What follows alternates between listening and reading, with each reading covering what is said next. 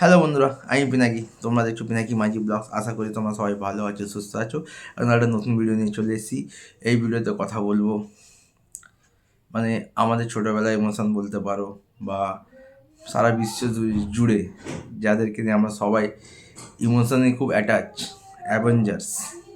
ঠিক আছে, তাদের যে নেক্সট মুভি আসছে, মার্ভেল যে নেক্সট মুভি আসছে ডুমস ডে, যেটা ডিসেম্বরের 18 তারিখ রিলিজ হচ্ছে, তার অলরেডি দুটো টিজার এসে গেছে। একটা টিজার সপ্তাহ তিনেক আগে এসছে, একটা টিজার সপ্তাহ দুয়েক আগে এসছে, আর আজকে কিছুক্ষণ আগে আর একটা টিজার ড্রপ আউট করা হয়েছে।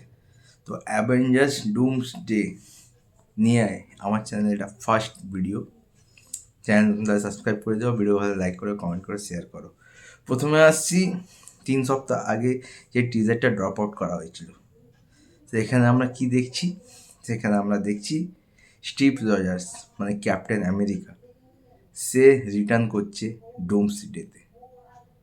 মানে এন্ড গেমে আমরা দেখেছিলাম লাস্ট ফিনিশিংয়ে ক্যাপ্টেন যখন মনিগুলো মানে স্টোনগুলো ফেরত দিতে যায়, তখন সে ফেরে, কিন্তু তাকে আমরা দেখতে পাই বৃদ্ধ রূপে।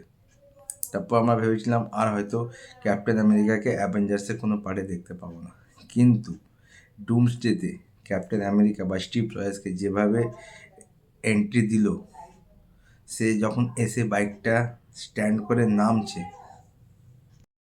তো স্টিভ রজার্স ক্যাপ্টেন আমেরিকা ডুমসডেতে রিটার্ন করছে।